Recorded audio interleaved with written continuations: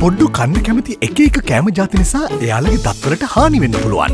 Signal triple protection 123 දත් කුහර වලින් සුපිරි ආරක්ෂාවක්, සුදුවන් දත් දෙපලක්, නැවුම් බවින් පිරිමුවක්. සිග්නල් 123 නම කියලම ඉල්ලන්න. බුබුලු බුබුලු බබල් ඇපලි බැපලි ඇඳුම් දෑතට සුමුදු කෝමාරිකා සමග දෑතට සුමුදු බබල් ඩිටර්ජන්ට් පවුඩර්.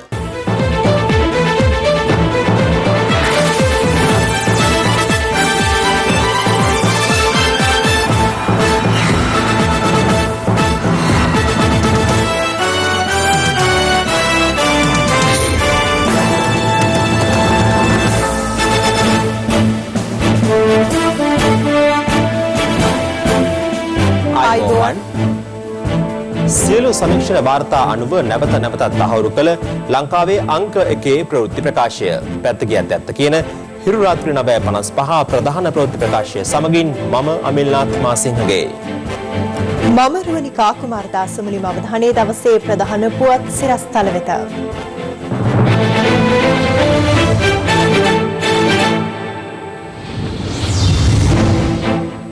අලව්වේ සහ ඇල්ලේ මාරක අනතුරු දෙකකින් 8 දිනක් මරුට. ඉදිරි මාස 4ක් සඳහා ආණ්ඩුවෙන් බිලියන 1747ක අතුරු සම්මත ගිණුමක්. පෙර ණය සඳහා බිලියන 778ක්. පාස්කු කොමිසමේදී හිටපු රාජ්‍ය බුද්ධි අධ්‍යක්ෂ හඬා වැටේ. ප්‍රහාරය එල්ල වූ දිනේවත් හිටපු ජනපති සම්බන්ධ කර ගැනීමට නොහැකි වූ බව කියයි. බිලියන 5 දියමන්ති කොල්ලේ සැකකරුවෙකු වන දියගම මංජු අත්අඩංගුවට. ඊරියගම යකාත් කඩු සමග කොටුවේ. ළමා අපචාර සම්බන්ධයෙන් වෙනම අධිකරණයක්. ළමා අපචාර වලට සම්බන්ධ වන අයට වෙනම අධිකරණයක් පිළිටුවලා ඒ සම්බන්ධයෙන් ගත යුතු පියවර ගැනීම සඳහා රජය විසින් කටයුතු කරන්නට. අලව්ව සහ රාවණා ඇල්ල ප්‍රදේශවල අද පෙරවරුවේ සිදු වූ අනතුරු දෙකකින් පුද්ගලයන් 8 දෙනෙකු ජීවිතක්ෂයට පත් තිබෙනවා. මොවුන් දෙපිරිසම අවමංගල උත්සව දෙකකට සහභාගී වී ආපසු එමින් සිටියේදී මෙම අවාසනාවන්ත ඉරණමට මුහුණ දී ඇති බවයි පොලිසිය සඳහන් කළේ. දවසේ පුවත කුරුණෑගල කොළඹ ප්‍රධාන මාර්ගයේ වලකුඹුර ප්‍රදේශයේදී අද අලුයම 4:05ට පමණ කුරුණෑගල දෙසට ධාවනය වූ මෝටර රථයක් සහ ඊට ප්‍රතිවිරුද්ධ දෙසින් පැමිණි ටිපර් රථයක් මුහුණට මුහුණ ගැටී තිබෙනවා. අනතුරින් මෝටර රථයේ ගමන් කළ රියදුරු ඇතුළු 5 දෙනාම බරපතල තුවාල ලබා අලව්ව මූලික රෝහලට ඇතුළත් කර ඇති නමුත් එහිදී ඔවුන් සියලු දෙනා ජීවිතක්ෂයට පත්ව තිබෙනවා. මියගිය පිරිස මධ්‍යම අධිවේගී මාර්ගයේ ඉදිකිරීම් කටයුතු සිදු කරන පෞද්ගලික සමාගමක සේවය කරන පිරිසක් වන අතර වරකාපොළ ප්‍රදේශයේ පැවති අවමංගල්‍යයකට සහභාගී වී ආපසු එමින් සිටියේදී මෙම අනතුරට මුහුණ දී තිබෙනවා. මෘත ශරීර අලව්ව මූලික රෝහලේ තැන්පත් කර ඇති අතර අනතුර සම්බන්ධයෙන් ටිපර් රථ රියදුරු අත්අඩංගුවට ගෙන තිබෙනවා. මියගිය පුද්ගලයන් අවුරුදු 22ත් 29ත් අතර වයස්වල පසුවන්න. ඔවුන් කොච්චිකට්ටුව, නෙළුම්දෙනිය, වැලිමඩ සහ ඉබ්බාගම වෙන ප්‍රදේශවල පදිංචිකරුවන්.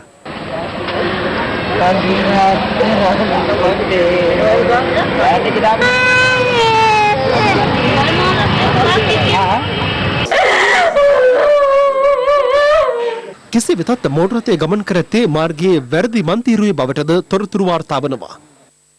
මේ අතර ඇල්ල වැල්ලවාය මාර්ගයේ රාවණ ඇල්ල ප්‍රදේශයේදී වෑන් රථයක් අඩි 150ක පමණ ප්‍රපාතයකට පෙරළී ගොස් ඇත්තේද අද පෙරවරු 6ට පමණ.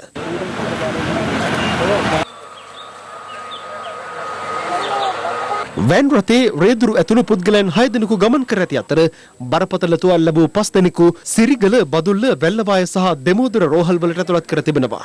වෑන් රථයේ සිරවී සිටි රේදුරු බේරා ගැනීමට පොලිසිය දියතලාව යුද හමුදා කඳවුරේ සෙබළුන් ඇතුළු ප්‍රදේශවාසීන්ට පැය 3ක පමණ දැඩි පරිශ්‍රමයක් දැරීමට සිදු වුණා.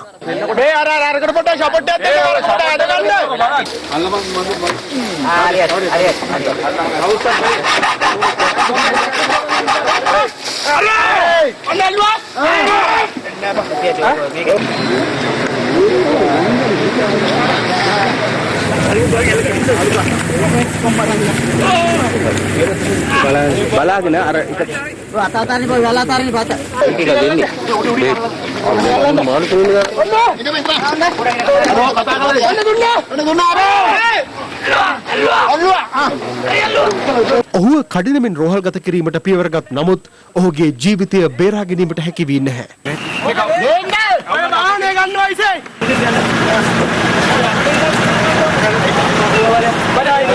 එමින්ම බරපතල තුවාල ලබා දෙමෝදර රෝහලට ඇතුළත් කළ පුද්ගලයන් දෙදෙනෙකුද පසුව මිය ගියා. මෙලෙස අනතුරට ලක් ඇත්තේ බදුල්ල විදුලි බල මණ්ඩලයේ විදුලි අධිකාරීවරුන් පිරිසක් වන අතර ඔවුන් හම්බන්තොට ප්‍රදේශයේ අවමංගල්‍යයකට සහභාගී වී ආපසු එමින් සිටියේදී මෙම අනතුරට මුහුණ දී තිබෙනවා. මියගිය පිරිස පස්සර බදුල්ල සහ ගාල්ල ප්‍රදේශවල පදිංචි වයස අවුරුදු 57, 47 සහ 50 හැවිරිදි වී පසුවන්න. මෘත ශරීර දෙමෝදර රෝහලේ තැන්පත් කර තිබෙනවා.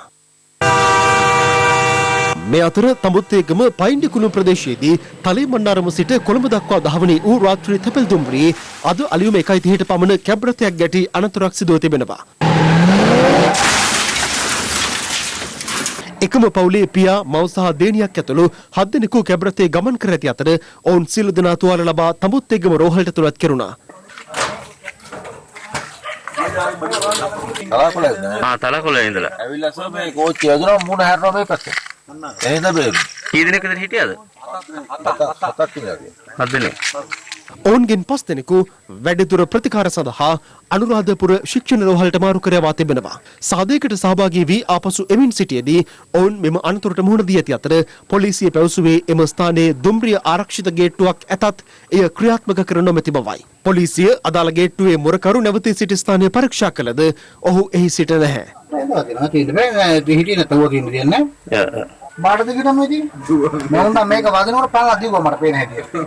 කෙසේ වෙතත් අපරීක්ෂාකාරී රියදහවන යටතේ කැබ්‍රතේ රියදුරට එරෙහිව නඩු පවරන බව පොලිසිය සඳහන් කළා. මේ අතර අහුන්ගල්ල වැලිකන්ද ප්‍රදේශීය නිවසක 15 හැවිරිදි දරුවෙකු පනගැන්වූ ලොරි රථයකට යට වී 9 හැවිරිදි දරුවෙකු ජීවිතක්ෂයට පත්ව තිබෙනවා. නිවස අසල යතුර සහිතව නවතා තිබූ ලොරි රථය පනගන්වා ඇති අතර එය එකවරම ඉදිරියට දහවනය වී තිබෙනවා. පොලිසිය සඳහන් කළේ එම අවස්ථාවේදී පාපැදියකින් පැමිණි 9 හැවිරිදි දරුවා එම ලොරියට යට වී ඇති බවයි. බරපතල තුවාල ලැබූ ඔහු බලපිටිය රෝහලට ඇතුළත් කිරීමෙන් පසුව මිය ගොස් තිබෙනවා. දවසේ පුවත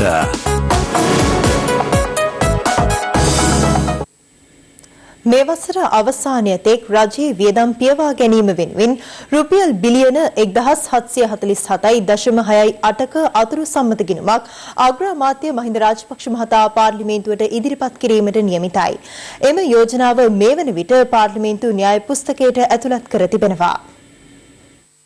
රජයේ වියදම් පියවා ගැනීම සඳහා මුදල් අමාත්‍යවරයා ලෙස අග්‍රාමාත්‍ය මහින්ද රාජපක්ෂ මහතා ඉදිරිපත් කර ඇති මෙම අතුරු සම්මත ගිණුම අනුව සැප්තැම්බර් 1 වනදා සිට ඉදිරි මාස 4ක කාලය සඳහා රජයේ ඇස්තමේන්තුගත සමස්ත වියදම රුපියල් බිලියන 1747.68ක්.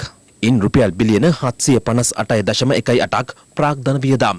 ඇස්තමේන්තුගත රුපියල් බිලියන 1747.68ක මුදලින් රුපියල් බිලියන 778.39ක මුදලක් වෙන් කර ඇත්තේ මීට පෙර දේශීයව සහ විදේශීයව ලබාගත් ණය පියවීම වෙනුවෙන්.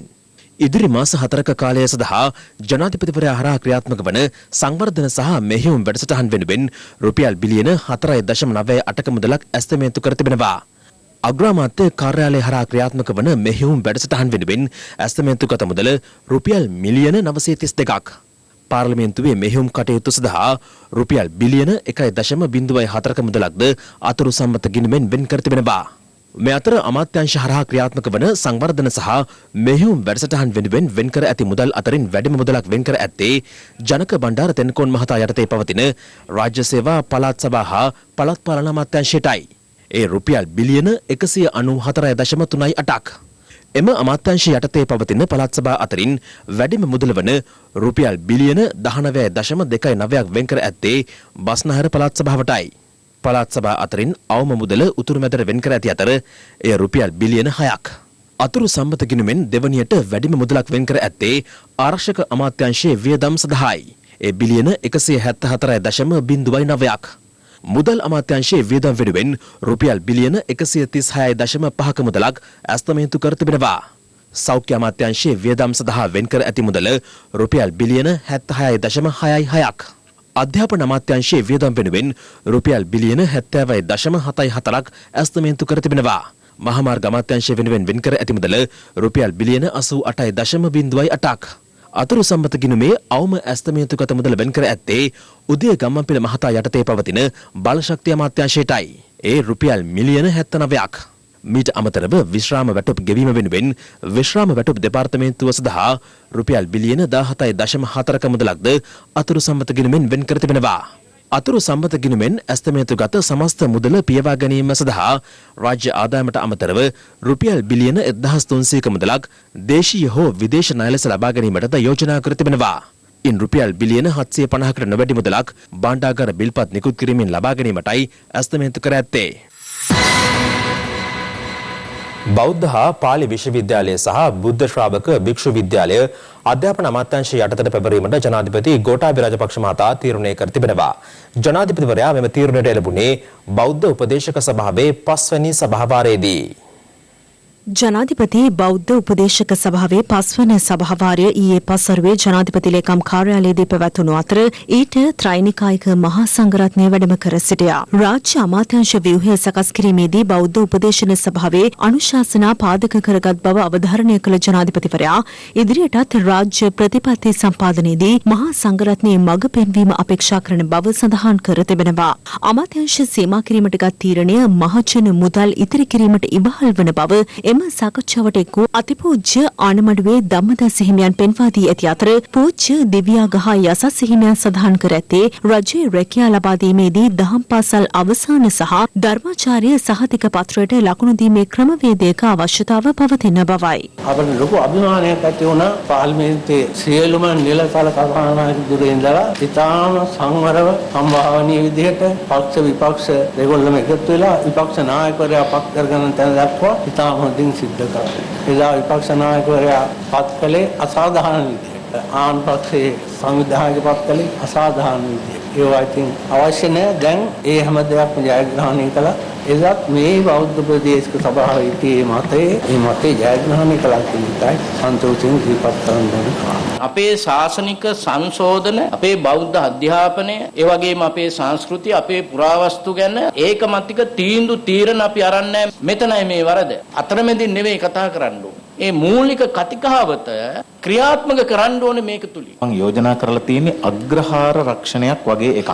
අපිට පිරිකරයක ආකෘතියකින් හදලා දායකයන්ට පූජා කරනකොට ඒ වවුචර්පත් පූජා කරන්න පුළුවන්. ඒතර වවුචර්පත් 10ක් විතර පූජා පරිස්කාර වශයෙන් ලැබිච්චාම උන්වහන්සේගේ වාරිකය ගෙවිලා ඉවර වෙනවා. ඒතර උන්වහන්සේට ඒ අවුරුද්ද ඇතුළත තමන්ගේ ලොකුහාමුදුරුවෝ අම්මා තාත්තා සහෝදර සහෝදරියන් කිසියම් නිශ්චිත ප්‍රමාණයක් නඩත්තු කරන්න පුළුවන් රෝහල්ගත රක්ෂණය. විශේෂයෙන්ම රාජ්‍ය ආරක්ෂාව, රාජ්‍ය ප්‍රතිපත්ති, අපේ ආගම, අපේ උරුමයන් මේවා වෙනුවෙන් විශේෂයෙන්ම සිදුවිය යුතු කරුණු පිළිබඳව උපදෙස් දීම තාමත්ම වැදගත් වෙනවා. බෞද්ධ විශ්වවිද්‍යාල පිළිබඳව යම්කිසි ප්‍රශ්නයක් තිබෙනවා නම් අපිට පුළුවන් බුද්ධ ශ්‍රාවක විශ්වවිද්‍යාලයත් බෞද්ධ හා පාලි විශ්වවිද්‍යාලය ඍජුවම අධ්‍යාපන ඇමතිතුමා යටතට ගැසට් කරන්න. මේ විෂය කෙරෙහිම යොමු වෙන්න තමයි අපි රාජ්‍ය අමාත්‍යවරයෙක් පත් කරේ. හැබැයි මම සාකච්ඡා කරලා බලන්නම් විශ්වවිද්‍යාල ප්‍රතිපාදන කොමිෂන් සභාව යටතටත් ගන්න පුළුවන්කමක් තියෙනවද කියන එක. වයඹ පළාතේ යලමහා කන්න දෙකන්නම වගා කළ හැකි පරිදි වයඹ පළාත් ඇල ව්‍යාපෘතිය කඩිනම් කිරීමට අග්‍රාමාත්‍ය මහින්ද රාජපක්ෂ මහතා උපදෙස් ලබා දුන්නා. එය අද කුරුණෑගලදී පැවති ගොවි හමුවකදී. කුරුණෑගල මොරගොල්ලාගම සියමලන් ගමුව වැව්තාවුල්ලේ පැවති මෙම හමුවේදී යෝජිත වයඹ පළාත් ඇල ව්‍යාපෘතියට අදාළ ව්‍යාපෘති වාර්තාව අග්‍රාමාත්‍යවරයා වෙත පිළිගැන්වුවා. සියමලන් ගමුව වැව මැද සිට ඔරුවකින් පැමිණ තමයි ඒ ජනතාව අපේ මේ ප්‍රදේශයේ අලුත් മന്ത്രിවරුන් ඉදිරියට ඇවිල්ලා තියෙනවා. එයාටත් ලොකු අවස්ථාවක් ලැබිලා තියෙනවා. මොකද හේතුව අර කුජීත වෙච්ච දේශපාලන සංස්කෘතියක් ඇතුලේ නෙමෙයි ඔයගොල්ලෝ දැන් අලුත් දේශපාලන සංස්කෘතියක අලුත් පෙරගමන් කරුවෝ බවට පත් වෙන්න ඕනේ. ඒ නිසා අපි මේ රට වෙනස් කරමු. මේ රට වෙනස් කරන්න පුළුවන්. අපි මේ වෙලාව වැරද්දුවොත් කවදාවත් ජනතාව අපිට සමාව දෙන්නේ නැහැ. යුද්ධේ නිමාවට පත් වුණාට පස්සේ කවුරුත් දැනගත්තා මේක පරාජයට පත් කරන්න බෑ මේ යන ගමන. අල්ලගත්තා පැරණි ක්‍රමයට විජේසිකයෝ. ඔය චන්ද්‍රිකා කියන නෝනා. ඊට පස්සේ රනිල් වික්‍රමසිංහ උන්නත් ඒකට ඇඳගත්තා. මංගල සමරවීර උන්නහලා ඔය මහා රාජිතය දද්දොස්තර හාමුදුරුවන්ගේ කරපිටින් ආපු චම්පිකය මේ කණ්ඩායම එකතු වෙලා අපේ පක්ෂයට මහලේකම්තුමා සිංගප්පූරුවට අරන් ගිහිල්ලා ඩොලර් මිටි මේ වාගේ ටීපු උඩ තියලා මොකද ඉතින් ආයේ නොයන්නේ. ආප්ප කාලා නෙමෙයි මොනවා කාලා වුණත් යනවා ඒ ඇත්තෝ. අද മന്ത്രി ධූරයට පොරකන එයාගේ මහා මිගට්ටත් ගුණානන්ද හාමුදුරුවෝ කියලා වාදීපතිංග කියලා හඳුන්වපු අද නිකන් අර මහා මන්දාතු රජුරෝ රජකමෙන් කළ පින්කම් බලෙන් සක්‍ර භවනයට ගියාම භාගයක් දුන්නා. සක්‍රයා සතුටු වෙලා මේක භාගේ භුක්ති විඳිනකොට කල්පනා කළාට මේ සක්‍රයා මරලා දැම්ම නම් ඔක්කොම මරණේ කියනවා මේක නරි බල්ලෙක් වගේ පල්ලයට යනවා. අද සියලු එකෙන් කඩාගෙන වැටිච්ච ඒ ඇත්තෝ තමයි මේ සියල්ල සිද්ධ කළේ කියන එක අපි දන්නවා. ඒ වගේම රාජිත්‍යා කිව්වේ කොහොමද? සතියකට හැරයක් රාජපක්ෂලා එක එක කූඩුවේ දාන්න ඕන කියලා කිව්වා. දැන් කූඩුවට යන්න ළඟ වෙලා ඉන්නේ කියාව එකමයි. දැන් ඔන්න වෙන්න. ඒ වගේම අපෙන් ඉවත් වෙලා ගියාට පස්සේ කිව්වේ පාරක් ගානේ විදුණක් වා. මීයක් දවසක් බීලා යන ගමන් අද පූසෙක් ආවොනොත් තරි ගහනවා මම කියලා. ඒමයි ඔය සජිත් ප්‍රේමදාස මහත්තයා කතා කළේ. අන්තිමට බලාපුවාම ජනාධිපති වෙනකොට මිනිහට මොකක් කරන්න ඥාවු ගන්නකොට. එහිදී ප්‍රදේශීය ජනතාව තමන් මුහුණ දෙන ගැටලු කිහිපයක්ද අග්‍රාමාත්‍ය මහින්ද රාජපක්ෂ මහතා වෙත ඉදිරිපත් කළා. ජල යෝජනා ක්‍රමය තුල අබම්පොල කලාපයේ වැව් 200ක් තමයි සටහන් වුණේ මේ සම්පූර්ණ මේවා එකේ. වැව් 647ක් තිනවා මහව නාගොල්ලාගම හීනුග්ගල අබම්පොල ග්‍රාම නිලධාරි වසම් 28ක් තිබෙනවා. ඒ සඳහා ඔබතුමා කාර්ය අවධානය යොමු කළා ප්‍රතිපාදනය වෙන කලස ඉල්ලයි. අපිට තියෙන එකම ගැටලුව තමයි හම්බෙන්නේ 130යි 130ට හරියන්න තමයි ඔය ටික දැනට කරලා තියෙන්නේ. අමතරව දෙනවා නම් අපි සමීක්ෂණය කරලා පුළුවන් දේ කරලා දෙන්න ලෑස්ති. දැන් වැව් ටික හැදුවොත් ගැඹුරු කළා වැව් ටික සර් මෙහෙමයි දැන් ව්‍යාපෘතියෙන් අපිට යම් කිසි මුදලක් වෙන් කරලා තියෙනවානේ. ඒතකොට අපිට ප්‍රතිපාදන තියෙන්නේ ආසියානු සංගතන බැංකුව හරහා මේ ප්‍රමාණය කරන්න විතරයි. ඒතකොට ඕකේ පළාත් වාරිමාර්ග දෙපාර්තමේන්තුව සහ වාරිමාර්ග දෙපාර්තමේන්තුව හරහා තමයි ඒ වගේ වැඩ කරෙන්න ඕන සර්. සිමෙන්තුවක් දෙන්න කොච්චර ඕන වෙනවද? හොඳයි සර් පුළුවන්. මුදල් අමාත්‍යාංශයෙන්. හරි හරි. අපේ දෙමව්පියන්ට ලැබිච්ච අක්කර දෙකක ඉදමේ තමා මේ වන විට අපි දැන් පරම්පරා 3ක් ගෙවල් ඉදි කරගෙන පදිංචි වෙලා ඉන්නේ. අපේ ගමේ එහෙම කැඩී ගිය පවුල් මං හිතන්නේ 300කට ආසන්න ප්‍රමාණයක් ඉන්නවා. මේ පිළිබඳව ඔබතුමාගේ කාරුණික අවධානය යොමු කරන්න කියලා මං ඉල්ලා හිටිනවා. මේ ප්‍රශ්නේ මං හිතන්නේ මේ පළාතට විතරක් නෙවෙයි මුළු රටේම තියෙන ප්‍රශ්නයක්. මේ ප්‍රශ්නය අපි අවබෝධ කරගෙන තියෙන මොනවා හරි ඒ ගැන කටයුතු කරන්න. අඩි කට උඩ අපි ජීවත් වෙන්නේ ගරු අගමැතිතුමනි ඔබතුමාගෙන් ඉල්ලා සිටිනවා ඒ පාරට ලයිට් ටිකක් දාලා දෙන්න කියලා යන්න බයයි. ඔබතුමාගෙන් ඉතා යටහත් ඉල්ලා සිටිනවා. ඒ පාර හදලා ලයිට් ටික දාලා දෙන්න. නවවන පාර්ලිමේන්තුවේ මංගල සැසිවාරයේදී පාර්ලිමේන්තු මන්ත්‍රී සී.වී. විග්නේශ්වරන් මහතා කළ ප්‍රකාශය පාර්ලිමේන්තු හැන්සාට් වාර්තාවෙන් ඉවත් කිරීමේ අවශ්‍යතාව ගැන සොයා බලන බව කතානායක මහින්දයාපා අබේවර්ධන මහතා පවසනවා. මේ අතර පාර්ලිමේන්තු මන්ත්‍රී සී.වී. විග්නේශ්වරන් මහතාගේ ප්‍රකාශය සම්බන්ධයෙන් දේශපාලනඥයින් විවිධ අදහස් පළ කළා. මගේ කතාව මම ආරම්භ කරන්නේ මගේ මව් භාෂාව ලෝකයේ පැරණිම නොනැසී පවතින භාෂාව වගේම මේ රට නිජ භූමිය කරගත් පළමු සෝදේශික වැසියන්ගේ භාෂාවෙන් ඔබට සුබ පතමින්. අර විග්නේශ්වරන් එයා ප්‍රභාකරන්ගේ ලොකු අපච්චි වෙන්නේ නෑන්නේ. ඉතින් විග්නේශ්වරන් පාර්ලිමේන්තුවේ ඇවිල්ලා පෙරේදා ඒකට වැඩි කවුරුත් අහුම්කම් දුන්නෙත් නෑ. හින්දාකට කලබලයක් ගියේ නෑ. නමුත් ඔහු කිව්වා ලංකාවේ පැරණිම භාෂාව සිංහල භාෂාව නෙවෙයි දෙමළ භාෂාව කියලා. විග්නේශ්වරන් දෙමළ භාෂාව තමයි මගේ පරණ භාෂාව කියන්නේ ඉස්සෙල්ලා මම විග්නේශ්වරන් කියනවා දරුවන්ට දෙමළ උගන්වලා ඉන්න කියලා. දරුවන්ට යාගේ දෙමළ බෑ. විග්නේෂන් සහ ගජේන්ද්‍ර පොන්නම්බලම් කියන මන්ත්‍රීවරු දෙදෙනා මුල්ලිවයිකාල් සෝන් පිටේ තමයි දිනුම් දිමු දුන්නේ. ඉතින් උතුරු බෙදීමේ නාය පත්‍රයේ ඉඳගෙන කොහොමද එදා ඒකට සාක්ෂාත් කරන්න පොරොන්දු වෙනවා කියලා දිනුම් දුන්නේ. ඒ සම්බන්ධයෙන් අපි කතානායකතුමාගෙන් අහන්න බලාපොරොත්තු. ඔහුගේ ඒ ප්‍රකාශය සම්බන්ධයෙන් අපේ විරෝධත්වය පත් කරලා ඒක ඇන්සාඩ් ගත වෙලා තියෙනවා නම් ඒක ඇන්සාඩ් එකකිනුත් ඉවත් කරන්න අපි කටයුතු කරමු. මේ අතර පාර්ලිමේන්තු මන්ත්‍රී සී.වී. විග්නේශ්වරන් මහතාගේ ප්‍රකාශය සම්බන්ධයෙන් කතානායක මහින්දයාපා අබේවර්ධන මහතාද මෙලෙස අදහස් පළ කළා. යම්කිසි ඉල්ලීමක් කරා විග්නේශ්වරන් මන්ත්‍රීවරයා යම්කිසි ආකාරයෙන් ජාතිවාදී හැවිස්සනාකාර සභාවට පොරොන්දු වුණා. ඒ ගැන සොයලා බලලා ඒක කොහොමද වාර්තා වෙලා තියෙන්නේ කියලා බලලා අවශ්‍ය නම් ඒ තීන්දුව ගන්නවා. මේ අතර අභිනව කතානායක ධුරයටපත් මහින්දයාපා අබේවර්ධන මහතා අද පස්වරුවේ මහනුවරට පැමිණ මල්වතු අස්ගිරි මහනා හිමිවරුන් බැහැදක ආශිර්වාද ලබා ගත්තා.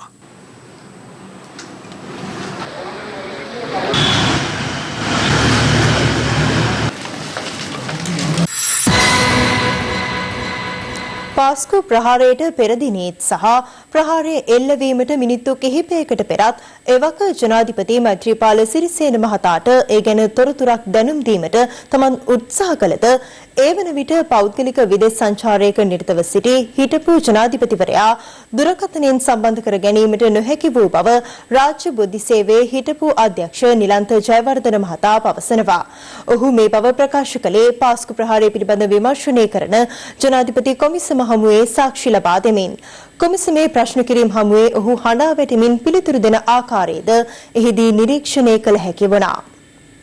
පාස්කු ප්‍රහාරයට පෙර දින නිලන්ත ජයවර්ධන මහතාට ලද විදේශ තොරතුරුකරුගේ බුද්ධි තොරතුර එවක ජනාධිපතිවරයාට දැනුම් නොදුන්නේදයි රජයේ අතිරේක සොලිසිටර් ජෙනරාල් වරිය මෙහිදී ප්‍රශ්න කර සිටියා. මම උත්සාහ කළා ජනාධිපති ආරක්ෂක දිසාවේ නියෝජ්‍ය පොලිස්පති රොහන් සිල්වාට ඇමතුමක් අරගෙන මං ඇහුවා රොහන් කොහෙද ඉන්නේ? මට ජනාධිපතිතුමාව සම්බන්ධ කරගන්න ඕන කියලා. ජනාධිපතිතුමා පෞද්ගලික විදේශ සංචාරයක් ගියා කියලා ඔහුමට දැනුම් දුන්නා. මං දැක්ක ජනාධිපතිතුමා පිටරට සංචාරයක් ගිහින් කියලා පත්තරේ දාලා තියෙනවා. 20 වෙනිදා ඔබ ජනාධිපති ආරක්ෂක දිසාවේ නියෝජ්‍ය පොලිස්පතිවරයාට කතා කරලා වෙන මොනවද කිව්වේ? ජනාධිපතිතුමාගේ පැජට් පාරේ නිලනිවසේ තිබුණ දුරකථනය හරහා ජනාධිපතිතුමාගේ පෞද්ගලික ආරක්ෂකයට කතා කරන්න පුළුවන් බවත් ජනාධිපතිවරයා ළඟ ජංගම දුරකථනයක් නැති බවත් කිව්වා. ඒ අනුව ඔබ මේ තොරතුර ලබා දෙන්න හිටපු ජනාධිපති මෛත්‍රීපාල සිරිසේන මහතාට ඇමතුමක් ගත්තද? ඔව්.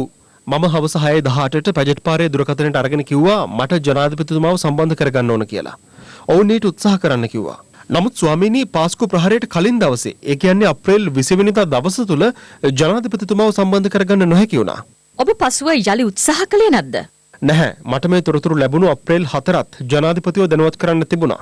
නමුත් මම එහෙම කළේ නැහැ. මගේ රාජකාරීමේ වගකීම තිබුණේ ආරක්ෂක ලේකම්, ජාතික බුද්ධි ප්‍රදානී සහ පොලිස්පති දැනුවත් කිරීම. මට කරන්න පුළුවන් උපරිම ඉෂ්ට කළා. මම ජනාධිපතිට කියන්න හිතුවේ පස්සේ කියයි ඔයාලා කිව්වේ නැහැ කියලා. මට මේ ලැබෙන සියලු තොරතුරු ජනාධිපතිවරයා දැනුවත් කළ යුතුයි කියලා කොහෙවත් ලිඛිතව හෝ වාචිකව උපදෙසක් දීලා නැහැ. ඒත් මම මේ පණිවිඩය කියන්න ගත්තම ජනාධිපති බිසි. ඔබට දැන් හිතෙන්නේ නැද්ද ජනාධිපතිවරයා දැනුවත් කළා නම් මිනිස්සු බේරගන්න තිබුණා කියලා? ජනාධිපතිතුමා දැනුවත් කරන එක මං විතරක් කළ යුතු දෙයක් නෙවෙයි. ඒක ජාතික බුද්ධි ප්‍රධානියටත් ආරක්ෂක ලේකම්වරයාටත් පොලිස්පතිවරයාටත් පුළුවන්.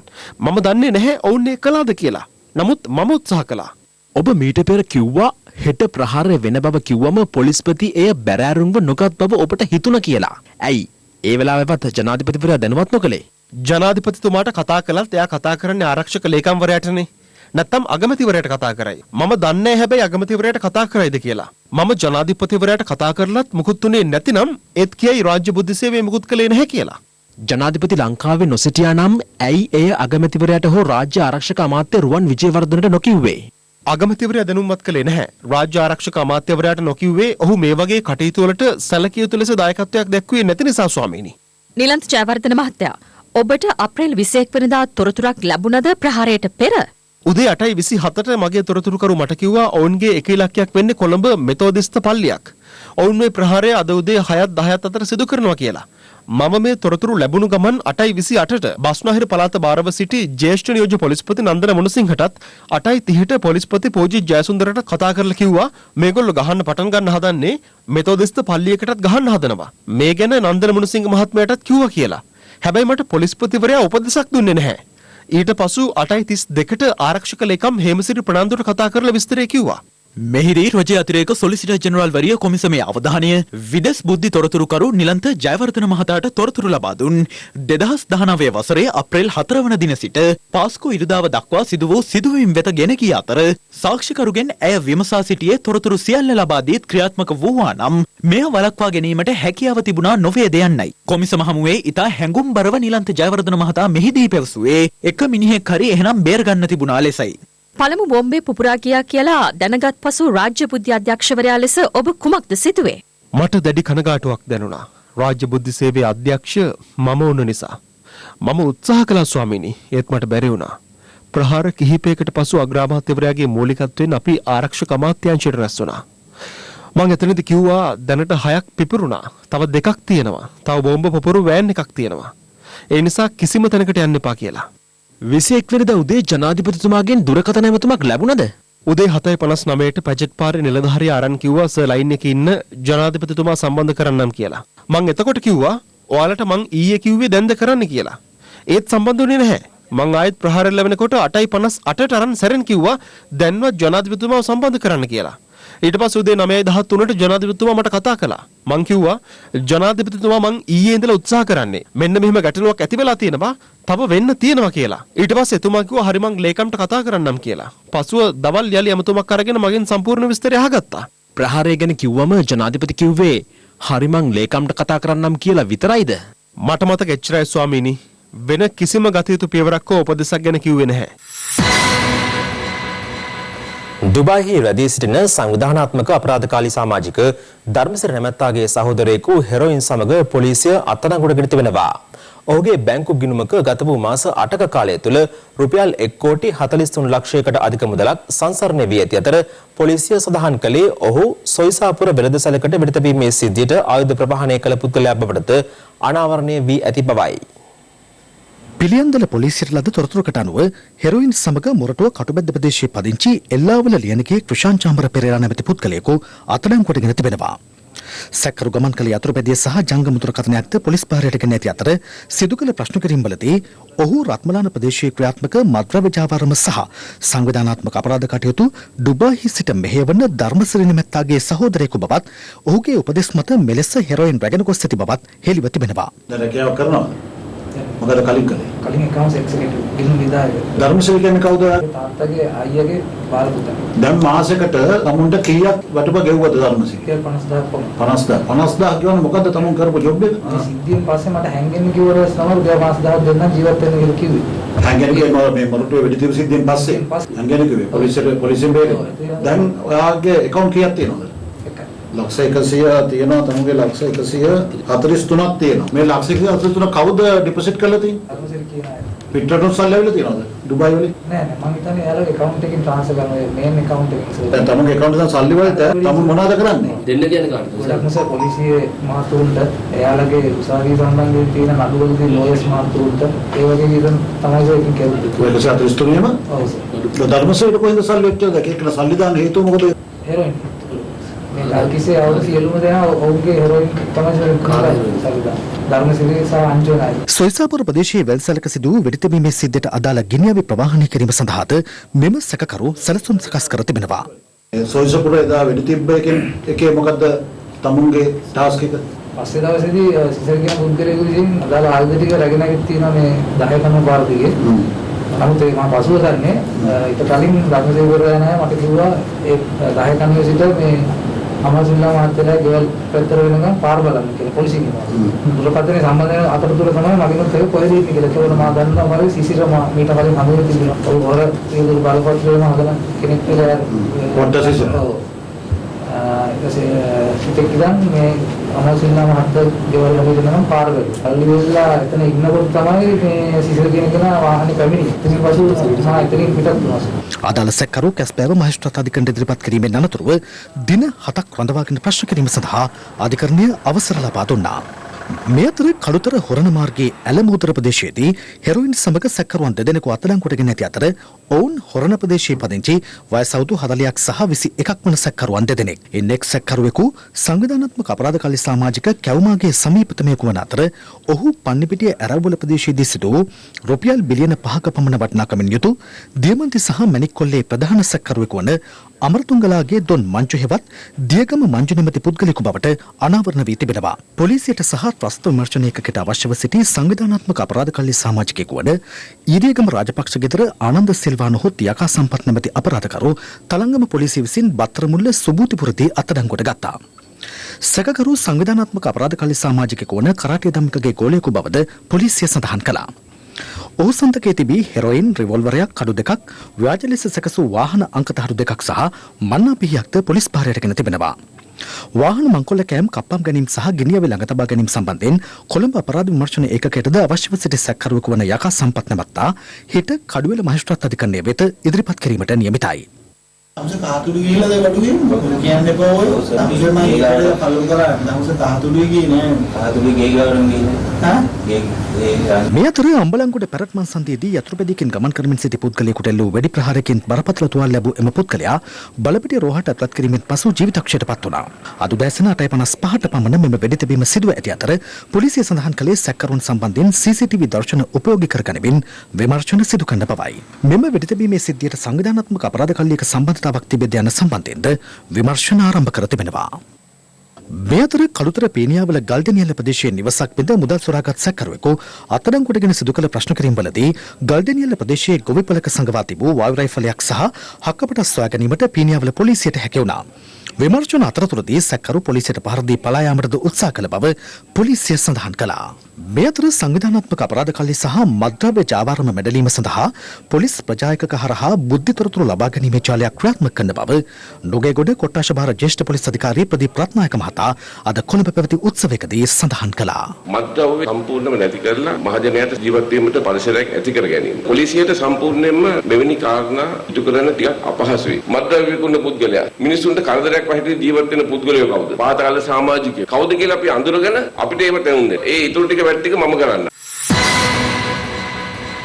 ළමා අපචාර නඩු විභාග කිරීම සඳහා අවශ්‍ය වූහොත් වෙනමම අධිකරණයක් පිහිටුවීමට පියවර ගන්නා බව අධිකරණ අමාත්‍ය ජනාධිපති නීතිඥ අලි සබ්රි මහතා පවසනවා. ඔහු මේ බව සඳහන් කළේ කොළඹදී පැවති උත්සවයකදී. ළමා අපචාර වැළැක්වීම සම්බන්ධයෙන් දැනුවත් කිරීම සඳහා මෙම උත්සවය අග්‍රාමාත්‍යවරයාගේ බිරිඳ වන ශිරන්තී රාජපක්ෂ මහත්මියගේ ප්‍රධානත්වයෙන් පැවැත්වුණා.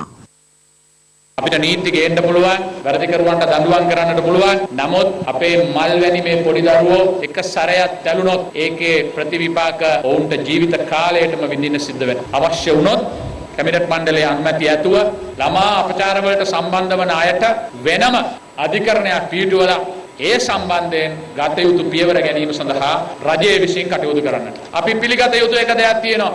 මේ දරුවන්ට වැඩිම අපචාර සිද්ධ වන්නේ පාරේ යන අයගෙන් නෙවෙයි, අමුත්තන්ගෙන් නෙවෙයි. අති බහුතරයක් අවස්ථාවලදී ඒ දරුවට ඊටාම සමීප එක්කෝ පවුලේ පුද්ගලයෙක්ගෙන්, එක්කෝ සමීපතම ඥාතියෙක්ගෙන්, එහෙම නැත්නම් ගුරුවරයෙක්ගෙන්. අපි දන්නවා පෞද්ගලික කාලෙදී යම් යම් මතභේද තිබුණා. නමුත් මම තරයේ විශ්වාස කරනවා අපි සාකච්ඡාවකින් අනතුරුව අපේ දරුවන්ට ලිංගික අධ්‍යාපනය ලබා දිය යුතුයි. ලයිෆ් බොයි ෂැම්පූල ඇති කිරි ප්‍රෝටින් සහ මල්ටිවිටමින් හිසකෙස් මුල සිට පෝෂණය කර ශක්තිමත් කරයි. ලයිෆ් බොයි ෂැම්පූ ඔයත් ශක්තිමත්. ජීවක එදිරිසිංහ, අසංක එදිරිසිංහ, නාලක එදිරිසිංහ සහ දීපා එදිරිසිංහ යන ඊටීఐ අධ්‍යක්ෂක මණ්ඩල සමාජිකයින් ඊයේ දෙවන වරටත් ඊටීఐ සමාගමේ අක්‍රමිකතා සොයා බලන ජනාධිපති කොමිසම හමුවේ පෙනී සිටියා. කොමිසම හමුවේ අනාවරණය වූයේ එම ආයතනයේ මූල්‍ය අක්‍රමිකතා රැසක් සිදුව ඇති බවටයි. ජීවක එදිරිසිංහ, අසංක එදිරිසිංහ, නාලක එදිරිසිංහ සහ දීපා එදිරිසිංහ යන ETI අධ්‍යක්ෂ මණ්ඩල සමාජිකයන් ඇතුළු තවත් ETI අධ්‍යක්ෂ මණ්ඩල සමාජිකයන් සිව් දෙනෙකු ඊයේ කොමිසම හමුවේ පෙනී සිටියා. කොමිසම ආරම්භයේදීම එහි සභාපති විනිසුරුවරයා පෙන්වා දුන්නේ කිසියම් සාක්ෂිකරුවෙකුට කොමිසම හමුවේ සාක්ෂි ලබා දීමට බලපෑම් කිරීමට නීතිමය බලයක් කොමිසමට නොමැති නිසා ජීවක, අසංක, නාලක සහ දීපා එදිරිසිංහ යන ETI අධ්‍යක්ෂ මණ්ඩල සමාජිකයන් සිව් දෙනාගෙන් සාක්ෂි විමසීමෙන් වැළකී සිටීමට කොමිසම තීරණය කළ බවයි. අනතුරුව සාක්ෂි ලබා දීමට පැමිණි ETI අධ්‍යක්ෂ මණ්ඩල සමාජිකයෙකු නාලක එදිරිසිංහ රුපියල් මිලියන 50ක් ඉල්ලූ අවස්ථාවේදී Taman එය ප්‍රතික්ෂේප කිරීම හේතුවෙන් පහර දෙන බවට තර්ජනය කළ බව සඳහන් කළා. ඔහු සඳහන් කළේ තවත් අවස්ථාවකදී නාලක එදිරිසිංහ ඉල්ලා සිටි රුපියල් මිලියන 200ක් ලබා දීම ප්‍රතික්ෂේප කිරීම නිසා Tamanට මැර ප්‍රහාරයකට පවා ලක්වීමට සිදු වූ බවයි. ETI අධ්‍යක්ෂ මණ්ඩලයෙන් එල්ල වූ මෙවැනි තර්ජන හේතුවෙන් Taman සේවයෙන් ඉවත් වීමට තීරණය කළ බව සාක්ෂිකරු කොමිසම හමුවේ පැවසුවා. ඉන් අනතුරුව සාක්ෂි ලබා දීමට පැමිණි තවත් ETI අධ්‍යක්ෂ මණ්ඩල සමාජිකයෙකු පෙන්වා දුන්නේ ජීවක එදිරිසිංහ ඇතුළු පිරිසක් තම නිවසට පැමිණ ETI ආයතනයෙන් ඉවත් වන ලෙස දැන්වූ අවස්ථාවේදී මහ බැංකුවේ අනුමැතිය ඊට අවශ්‍ය වූ බව ඔවුන්ට පැවසූ බව සාක්ෂිකරු කොමිසම හමුවේ සඳහන් කළා. එදින මහ බැංකුව නිවාඩු දිනයක් වුවද එදින පස්වරුවේම Tamanට එම අනුමැතිය ඇතුළත් ලිපිය ලැබුණු බව සාක්ෂිකරු වැඩිදුරටත් පැවසුවා. සාක්ෂිකරු පෙන්වා දුන්නේ ETI ආයතනයේ සතු දේපළ රසක් මිලදී ගෙන ඇත්තේ මහ බැංකුවට අනාවරණ නොකළ ගිණුමකින් බවයි. අදාළ ගිණුමෙන් මුදල් වියදම් කළ ආකාරය Taman නොදන්නා නමුත් බොහෝ මුදල් වියදම් කර තිබුණේ ආදායම් බදු නිලධාරීන්ට අල්ලස් දීම සඳහා බවද සාක්ෂිකරු පැවසුවා. මෙහිදී ජනාධිපති කොමිසම සාක්ෂිකරුගෙන් විමසා සිටියේ මේ සියලු කරුණුවලට මහ බැංකුවද වගකිව යුතු බව Tamanට හැඟෙන්නේද නැද්ද යන්න පිළිබඳවයි. එවිට සාක්ෂිකරු පැවසුවේ මෙම කරුණු පිළිබඳව මහ බැංකුව දැනුවත් බව Tamanට වැටහුණු බවයි. දැන් රටවටා හිරු. රටවටා හිරු. අපේ ජනබල පක්ෂයේ මහලේකම් පූජ්‍ය වේදිනිගම විමලතිස්ස හිමියන්ව පූජ්‍ය අතුරුලිය රතන හිමියන් විසින් පැහැරගත් බවට චෝදනා කළ පූජ්‍ය හුණුපිටියේ චන්ද්‍රසිරි හිමියන් රතන හිමියන් වැඩ සිටින රාජගිරිය ධර්මායතනයේ වෙත පොලිසියද සමග අද වැඩම කළා. කෙසේ වෙතත් එම අවස්ථාවේදී රතන හිමියන් විහාරස්ථානයේ වැඩ නොසිටීම හේතුවෙන් දෙපාර්ශවයටම හෙට දිනේදී පොලිසිය හමුවේ පෙනී සිටින ලෙස දැනුම් දී තිබෙනවා. අපි මේ ස්ථානයට පැමිණියා උන්වහන්සේ සමග මේ සම්බන්ධව සාකච්ඡා කරන්න. නමුත් අද දවසේ උන්වහන්සේ හමු වෙන්න අපට බැරි වුණා. වේදිනිගම හාමුදුරුවෝ උන්වහන්සේ රඳවගෙන ඉන්නවා කියන එක තමයි අපේ විශ්වාසය. රතන හාමුදුරුවන්ගේ රතෙන් තමයි වේදිනිගම හාමුදුරුවෝ අරගෙන ගිහිල්ලා තියෙන්නේ. ප්‍රේම සබත්තාවක් මත ඇති වූ ආරවුලක් හේතුවෙන් තරුණයෙකු විසින් සිය පෙම්වතියගේ ගල කපා ඝාතනය කර ඇති අතර සැකකරු වසපානය කර ලදු කැලෑවක වැටී සිටියේදී ප්‍රදේශවාසීන් විසින් සොයාගෙන හලාවත මහරෝහලට ඇතුළත් කර තිබෙනවා. ඓතිහාසික කඩුවෙල සිද්ධ රන්කඩුපත්තින දේවාලයේ වාර්ෂික ඇසළ පෙරහර මංගල්‍යයට විපක්ෂ 나යක සජිත් ප්‍රේමදාස සහ අමාත්‍ය උදේ ගම්මන්පිලට මහතුරුන් අතර පිරිසක් එක්ව සිටියා.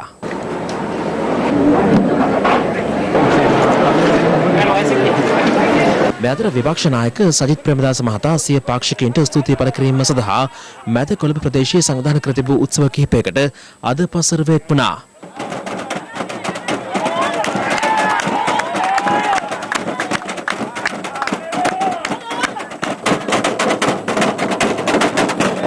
මිනුවන්ගොඩ උඩුගම්පොළ වීදිවත්ත ප්‍රදේශයේ මාර්ගයක් අසල නවතා තිබූ ත්‍රිරෝද රථයක් පුද්ගලයන් දෙදෙනෙකු විසින් රැගෙන පලා යන ආකාරය අසල තිබූ CCTV කැමරාවක මෙලෙස සටහන් තිබුණා. රටවටා හිරු ඒ සමගින් අදට ඔබෙන් සමගන්නවා. පැත්තනොකත් ඇති දැනගැනීමේ අයිතිය තවදුරටත් තහවුරු කරගන්න තිරේ දිස්සන පරිදි ඔබගේ ජංගම දුරකථන ජාලයට අනුව හිරු SMS ප්‍රවෘත්ති සේවාව සක්‍රිය කරගන්න. යළිත් හමුවෙමු හෙට 11:55 අපගේ මධ්‍යහන ප්‍රවෘත්ති ප්‍රකාශයෙන්. සුබ රාත්‍රියක්.